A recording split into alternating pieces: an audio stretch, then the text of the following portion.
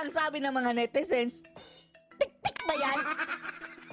Ang hahaba ng ngipin, mga kababayan. Ang tanong nila, miyembro ba yan ng Federasyon ng mga Quaker Oats, mga kababayan? Alam niyo yung Quaker Oats? Yung mga Bisaya, mga kababayan, alam yan. Yung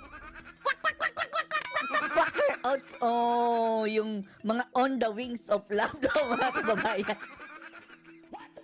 In short, mga tik-tik. Mga wak-wak. Oh, yan ang tanong nila. Kung miyembro ka ba sa Federasyon ng mga Aswang Percival? Tanong lang naman na. Quaker Oats ka ba? Hindi rin natin sila masisisi, ha? Dahil itsura pa lang ni Percival, mga kababayan. Naaalala na natin yung episode ni Noli de Castro na Gabi ng Lagim. Gayon pa man. Galit na galit etong aklayan ng taga-akbayan na si Percival, mga kababayan. Dahil, bakit hindi pa rin daw umuusad ang impeachment ni VP Sara Duterte? Ang tagal na daw nilang naghihintay. Lalayas na ang kanilang mga amiga, mga kababayan Si Francine Castro, yung aklayan din na si Raulul Manuel, mga kababayan, si Brosas, at ewan lang natin kung mananatili ba itong si Mr. Quaker Oats. Sabi ng mga netizens diyan sa Kongreso, mga kababayan. Ang tagal daw umusad ng impeachment ni Sara. At si Kilay ang pinagdiskitahan nila. Panoorin niyo po, ha. Si Akbayan Party List Representative Percy Sandanya naman. Wow, Percy! Percival! Percy. May patotsyada rin kay Senate President Francis Escudero. Sige, magsabunutan kayo! Sunod ito ng pagpapaliban sa presentation ng Articles of Impeachment mula June 2 sa June 11. Atat na atat ang aklayan, mga kababayan, no? Uy, mga bugok! Hindi na kayo nakontento? Ang grupo nito, mga kababayan, ang nagpakulong kay PRRD. Diba? Yung grupo ni Nakonti, mga kababayan, na kabalahibo ng mga bugok na to. Nagsampa ng kaso kay PRRD sa ICC. Ngayon, si Sara na naman ang kanilang ginigipit, mga kababayan, sa pamamagitan ng bulok ng impeachment. Ano ba yan nasa noo mo, langaw? Festival? If wants a trial, even the... trial. Oh, lalabas na ang dila niya, mga kababayan. Habang tinititigan natin itong mukha ni Percival, no? Mukhang nakakaramdam tayo ng peligro sa ating buhay. Huwag naman sana tayong bangungutin nito. On the wings of love, Quaker Oats, mga kababayan. Mukha na yan. Impeached Vice President herself has signaled a willingness para harapin ito. So anong pumipigil sa Senado?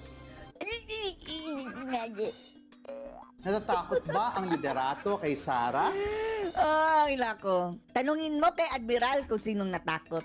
Sino ba ang amo ni Chis Escudero? Ang balita kasi, mga kababayan, na sa impeachment ni VP Sara, kung magkakaroon man ng trial, ay mayroong ipapasabog si Sara. Marami, mga kababayan, pati mga video. Aru. Kaya etong si Chizwiz, na kung saan ang amo niya, mga kababayan, ay si Admiral at si Nangagva. Mukhang natataranta na dahil bukod, mga kababayan, sa kulang sila sa numero, baka mabisto pa ang hindi dapat mabisto. Wala itong pake, itong mga ungas na itong mga kababayan. Yan nga ang kanilang gusto. Mag-away-away ang Marcos at Duterte, mga kababayan. Akala nila, mahahati ang puwersa.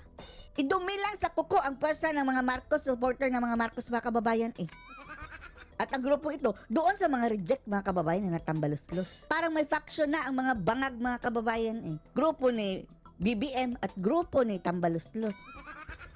Eto, mga kampo ni Tambalos-los, mga kababayan. Every day of delay sends the message that the Senate leadership is either afraid of Vice President. Sige, mag-away kayo! Ano naman ngayon kung takot? Akla! Or worse, Kasuhan mo! Sige! actively protecting her. And then, are you sure na si Sara ang pinoprotektahan? Sino ba ang amo ni, Chis Escudero? Na waiter na iyan. Kaya nga ang tanong natin, natatakot ba kayo kay Sara Duterte? Hindi! It's not about Sara, akla. O pinoprotektahan niyo siya? Tugon naman ni Senate President Sana matapos na itong propagandang ito, mga kababayan. Lahat naman ito propaganda. Wala ito maitutulong sa ating bansa. Ma-impeach si Sara o hindi? Yayaman ba ang Pilipinas? Uunlad na ba tayo? Hindi pa rin mga kababayan, kaya walang silbi itong mga panggulo lang. Diversionary ito mga kababayan, sa totoo lang. Escudero. Ginagawa namin kung ano ang trabaho namin. Uy, maghugas ka ng plato! Linisin mo ang table number 5. Yung mga ganyang uri ng komentaryo at Yung wine. Oh.